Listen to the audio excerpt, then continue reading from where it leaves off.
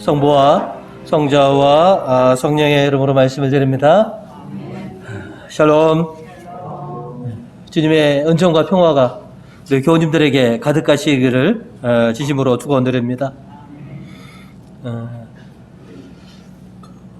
오늘 우리가 미사 시작과 함께 제단에 사용될 양초를 이렇게 축복하였습니다. 교우님들이 양초를 이렇게 봉헌해 주셨는데요. 여러분들이 봉헌하신 이 제단의 양초가 제단에서 저렇게 환하게 밝히듯이 내 생이 다 하는 그날까지, 그죠? 주님을 위해서 한 줄기 빛으로 그렇게 살겠다라고 하는 그런 마음으로 우리가 저 양초를 봉헌하였습니다. 그래서 세상에는 우연이 없고 필연이다라고 하는 것처럼 내가 이 세상에 있는 것은 우연이 아니라 하나님의 특별한 뜻이 있어서, 또 내가 하나님의 사랑하는 자녀가 된 것은 하나님의 크신 섭리 속에서 하나님의 깊은 그런 뜻과 또 하나님 나라를 성취하는 그런 일에 귀하게 쓰임 받도록 내가 불림을 받았구나 라고 하는 것을 늘 상기하면서 우리가 살아갈 수 있도록 그렇게 해주신 우리 교우님 되시기 바라겠고요. 언제 내가 바친 제단의 초가 밝히지는 모릅니다. 이름을 안 써놨기 때문에. 하지만 저 초가 바로 내 자신이구나.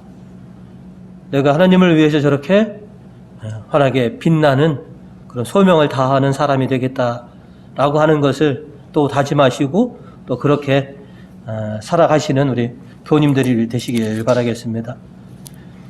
오늘은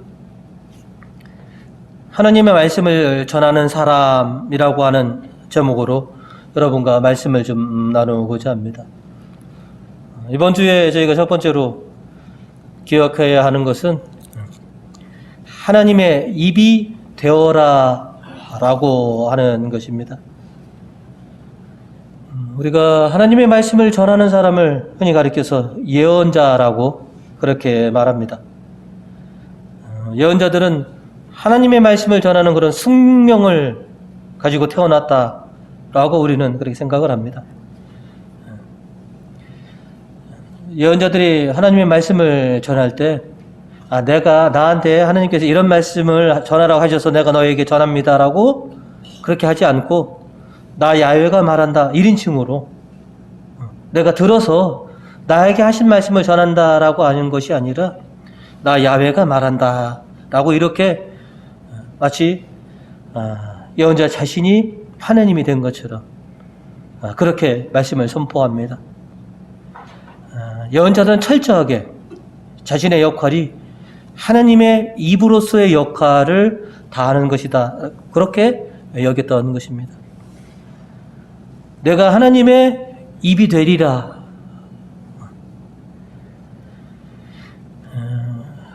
하나님의 말씀을 전하는 그런 예언자는 구약에는 이렇게 보면 예언자 학교라고 하는 것도 있어서 실은 자기가 하나님의 말씀을 전하는 그런 예언자가 되고 싶은 사람들도 있지만 대다수 우리가 알고 있는 예언자들은 본인이 하고 싶어서가 아니라 해야만 하기 때문에 그렇게 하나님의 선택을 받았던 사람들이다라고 하는 것이죠.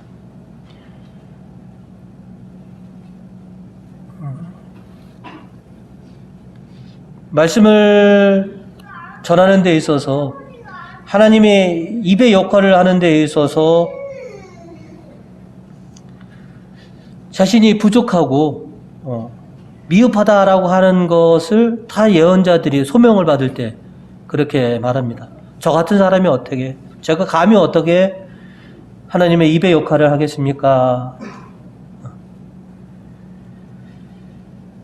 하지만 하나님께서는 그 부족하고 미숙한 그 예언자들을 당신의 놀라운 은총으로 하나님의 입의 역할을 할 수 있는 그런 사람으로 바꿔 놓으시죠. 오늘 일독서를 우리에게 들려준 예레미야 예언자도 오늘 이렇게 보시면 예레미야 예언자의 소명을 우리에게 보여주고 있습니다. 오늘 일독서 6절과 7절 9절을 이렇게 저희가 다시 한번 확인해 보시면, 자, 야훼 나의 주님 보십시오. 저는 아이라서 말을 잘 못합니다 하고 내가 아뢰었더니, 아이가 아닙니다. 자는 아이처럼 부족하고 말주변도 없는 그런 참 부족한 사람입니다 라고 하는 표현을 저희는 아이라서 이렇게 대신 표현을 하는 것이죠. 7절입니다. 야훼께서는 나에게 이렇게 이르셨다. 아이라는 소리를 하지 말아라. 내가 너를 누구에게 보내든지 너는 가야 하고 무슨 말을 시키든지 하여야 한다.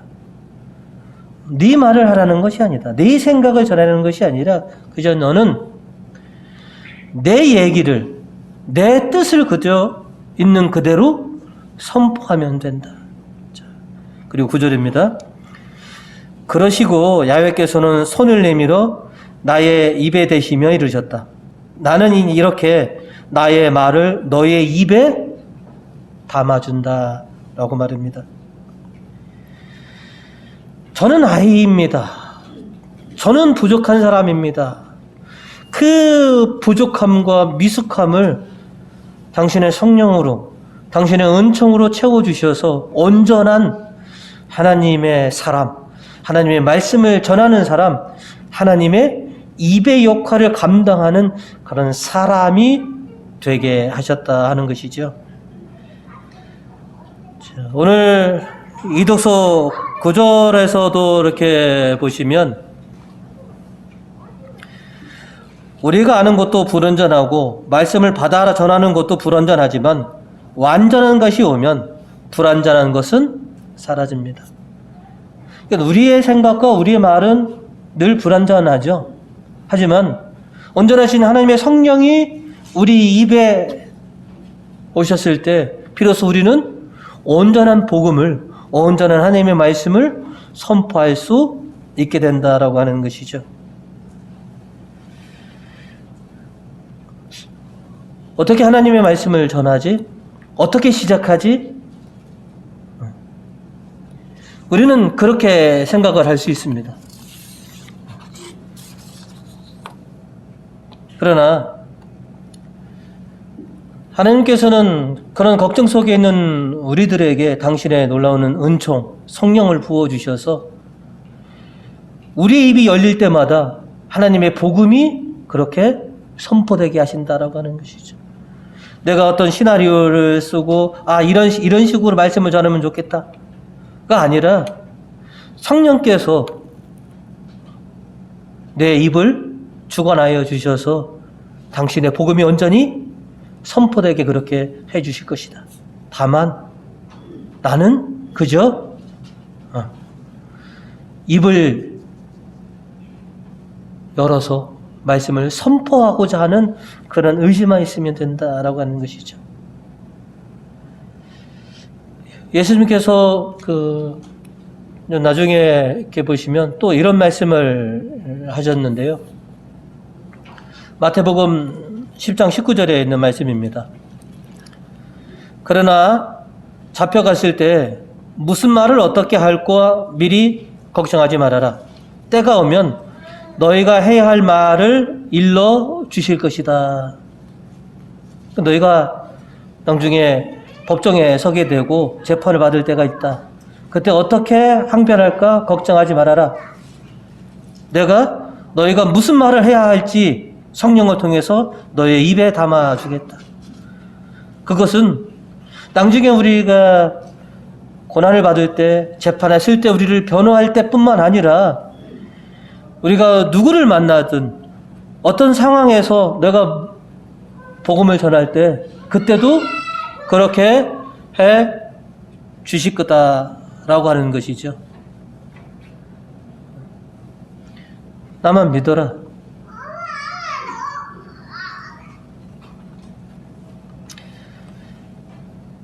하나님만 믿고 하나님의 말씀을 선포하는 입의 역할만 하여라.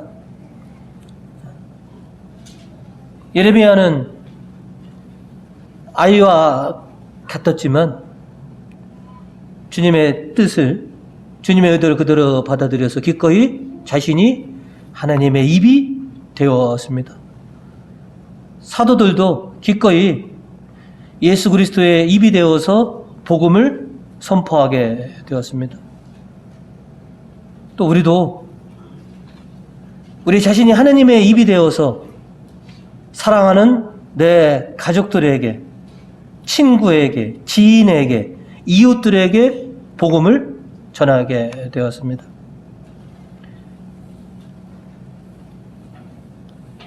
내가 입을 닫아서 하나님의 말씀을 전하지 않더라도 사랑하는 내 주변의 사람들과 내 가족에게 누군가가 하나님의 입이 되는 사람이 있다면 내가 입을 닫아도 되겠죠. 그죠? 내가 전하지 않더라도 누군가가 내 사랑하는 사람들에게 복음이 선포되게 할 거니까 말입니다. 그런데 내가 하나님의 입이 되지 않으면 과연 누가 내 사랑하는 가족들에게 하나님의 말씀을 선포할까? 제 친구들 중에서 누군가가 하나님의 복음을 나 대신 선포해 주겠지.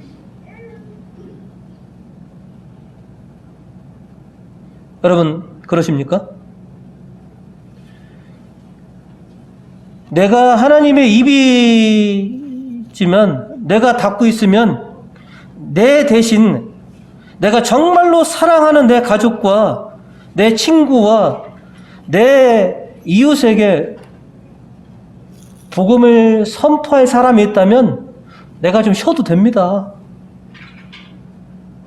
그런데 내가 하나님의 입으로서 침묵하고 있으면 그 어디에서도 하나님의 말씀을 들을 수 없다라고 느껴진다면 내가 하나님의 입으로서의 기능을 수행해야 되겠죠.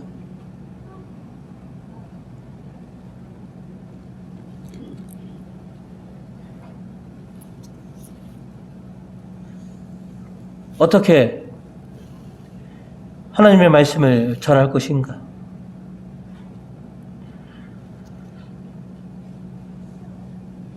기도하시면 됩니다.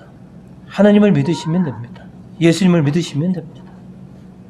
내가 불완전하고 부족하지만 온전하신 성령이 나를 채워주시면 하나님께서 내 입에 하나님의 말씀을 담아주시면 내가 그대로 선포하겠습니다. 내가 아니면 누가 사랑하는 내 가족들에게 하나님의 말씀을 전하겠습니까? 어느 분들이 이렇게 얘기하시더라고요. 요즘은 라디오만 틀어도 뭐 기독교 방송 나오고 천주교 평화 방송도 나오고 TV에 보시면 그죠? 기독교 방송들, 천주교 방송들 엄청나게 많습니다.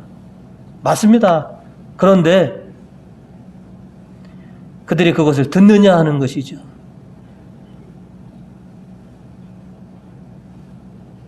그것을 듣고자 한다면 이미 여러분과 더불어 이 성전에 나왔겠죠. 내가 왜 하나님의 말씀을 내 사랑하는 사람들에게 전해야 되느냐 하면 나 아니고서는 전할 사람이 없습니다. 나 아니고서는 내 사랑하는 가족들에게, 친구들에게 하나님의 말씀을 전하는 사람이 없습니다. 그러니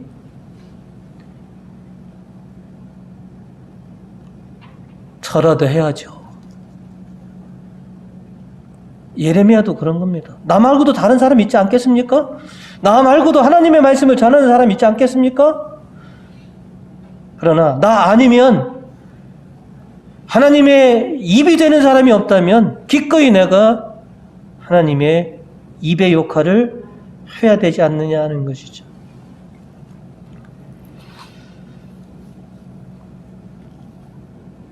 우리는 예수님한테 지상 사명을 받았다고 우리가 늘 알고 있습니다. 사마리아와 땅끝까지 내 복음을 전하라라고 하는 이런 예언자적인 하나님의 말씀을 선포하는 사명을 우리가 받았습니다. 이제 그저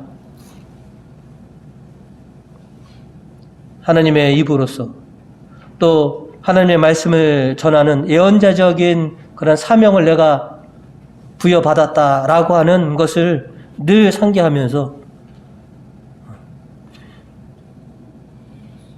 내 가족들과 내 지인들과 내 친구들에게 기꺼이 하나님의 복음을 선포할 수 있는 그런 예언자들로 살아가실 수 있는 우리 교우님 되시기를 간절히 축원드립니다.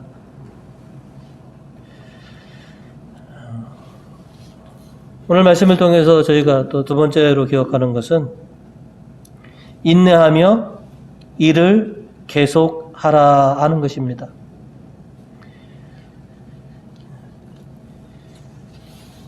하나님의 말씀을 전하는 예언자의 삶이 얼마나 고단하고 힘들었고 참담했던가라고 하는 것을 우리는 알고 있습니다. 또 예수님도 공생의 3년 동안에 참으로 많은 반대와 배척을 받으셨다. 사도들도 하나님의 말씀, 복음을 전하는 데 있어서 굉장히 힘들고 어려웠고 때로는 목숨을 바쳐야만 했다라고 하는 것을 우리가 잘 알고 있습니다.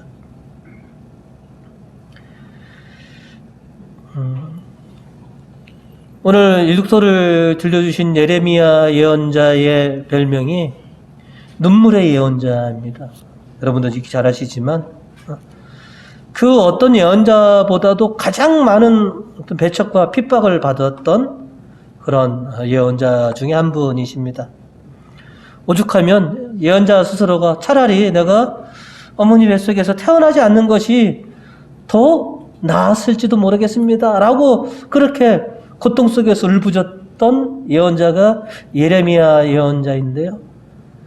그럼에도 불구하고 예레미야 예언자는 끝끝내 예언자로서의 사명을 다하셨습니다.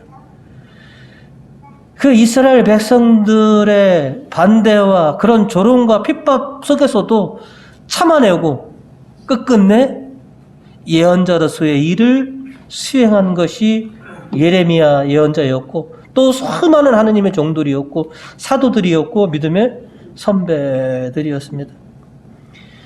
하나님의 일꾼이 되는 데 있어서는 응당 갖춰야 될 그 덕목이 있는데 그것이 바로 뭐냐면 인내입니다. 참아내는 것. 하나님의 말씀을 선포하는 데 있어서 우리에게 오는 많은 어려움과 어떤 반대들 이런 것들을 인내하는 것 그리고 그 참아내면서 계속해서 하나님께서 주신 사명을 수행해 나가는 것이 하나님의 일꾼이 되고자 하는 사람들이 반드시 갖춰야 될 그런 덕목입니다.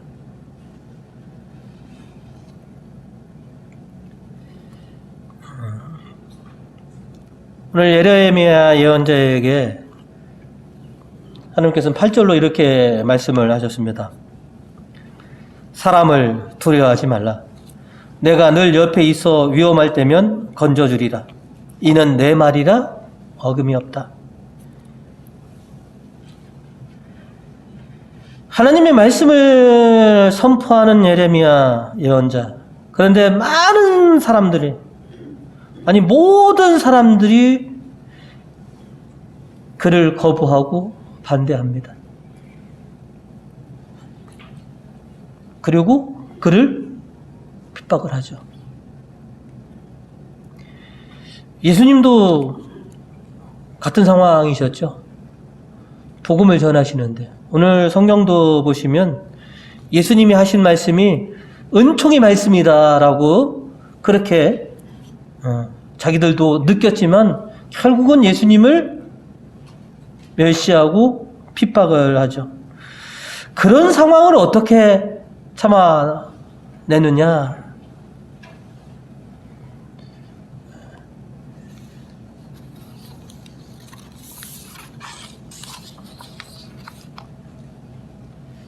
이도서 7절은 우리에게 이렇게 말하고 있습니다. 사랑에 대해서 말씀해 주고 계시는데요. 그 중에서 7절입니다.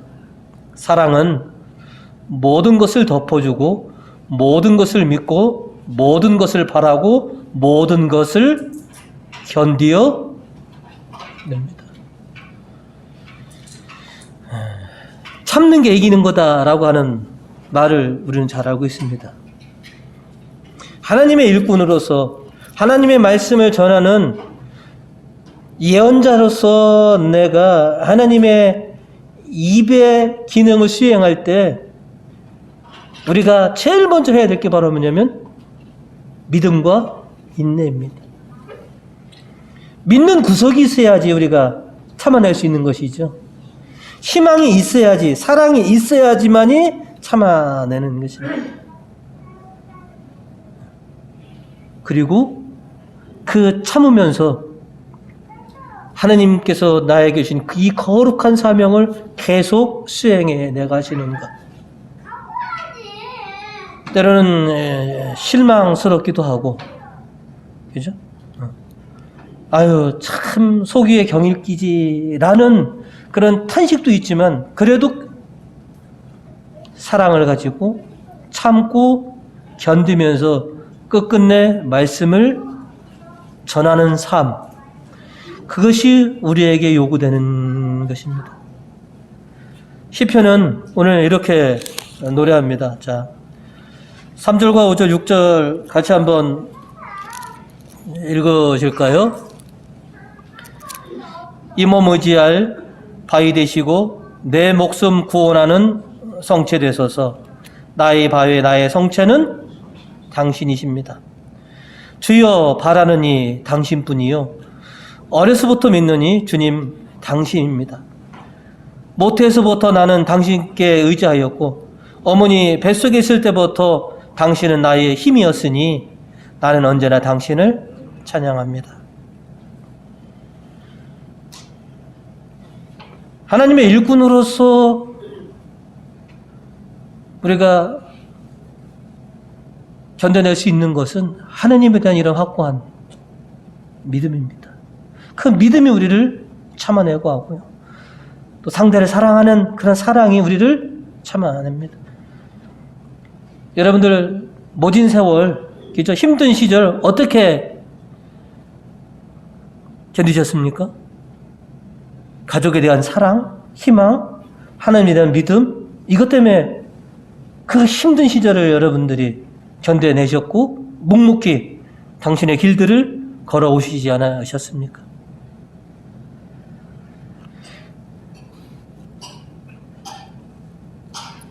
이스라엘 백성들이 왜 하나님의 종을, 예언자들을, 아니 예수님을, 아니 사도들을 왜 이렇게 배척하고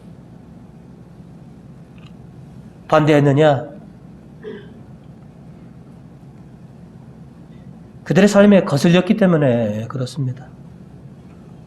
예레미야가 전하는 말씀이 그들에게 거슬렸고 오늘 예수님께서 회당에서 하신 말씀이 그들에게 거슬렸습니다.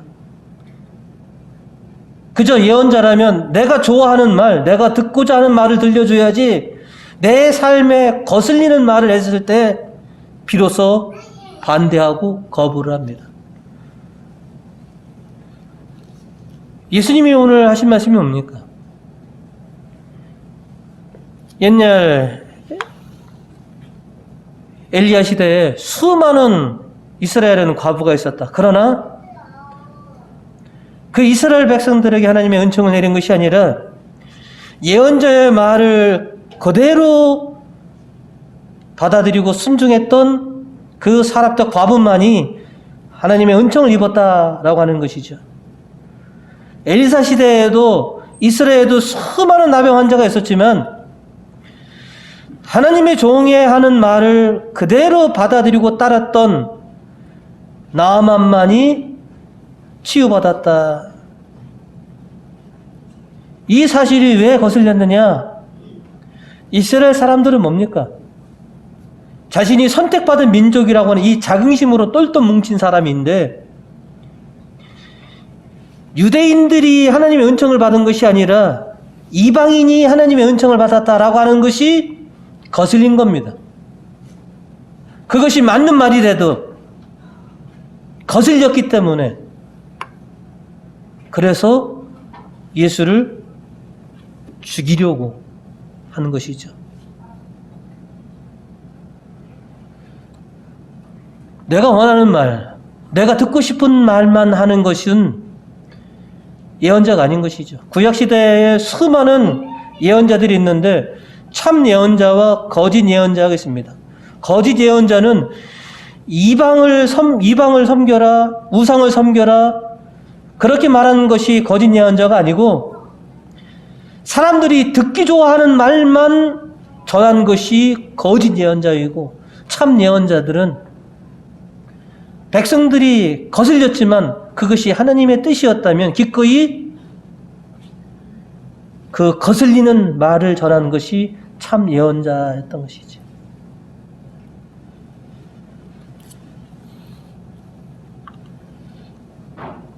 우리들이 전하는 말이 내 주변에 있는 사람들이 기꺼이 받아들일 수 있는 복음인가?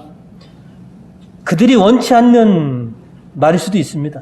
그들의 삶에 역행하고 거슬리는 그런 말이 될 수도 있습니다.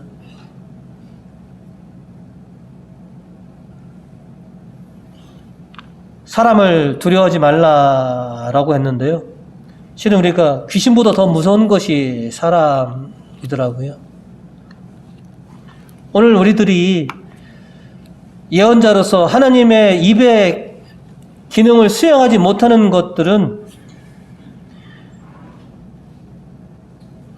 어떤 큰 반대에 부딪혀서 큰 어려움이 있어서 실은 우리가 복음을 중단한 것은 아니죠.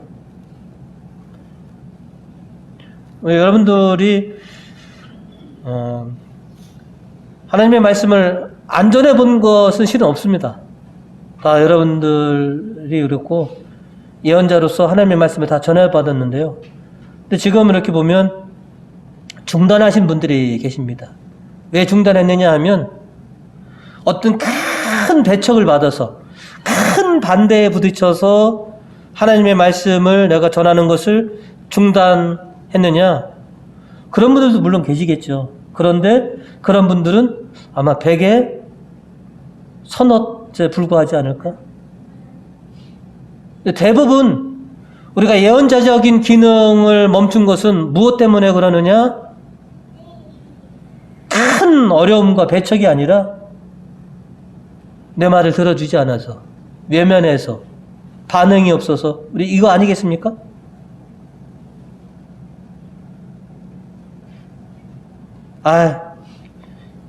이보 전진을 위해서 일보 후퇴다라고 해서 잠깐 뒤로 내가 물러나야지 했던 것이 잠깐이 아니라 한참 된 것이죠.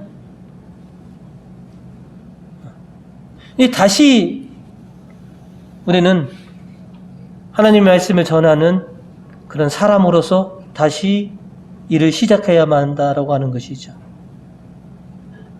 하나님이 나를 택하신 것은 바로 당신의 말씀을 선포하는 사람이 되게 하여라.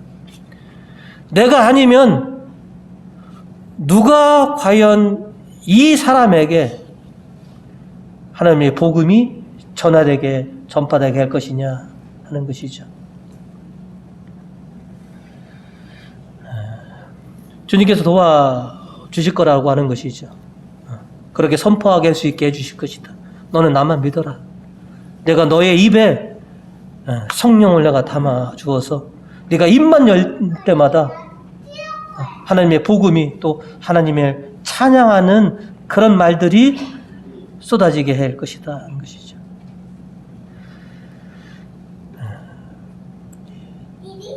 이제 다시 나의 직분을 좀 확인해 볼 때가 됐습니다.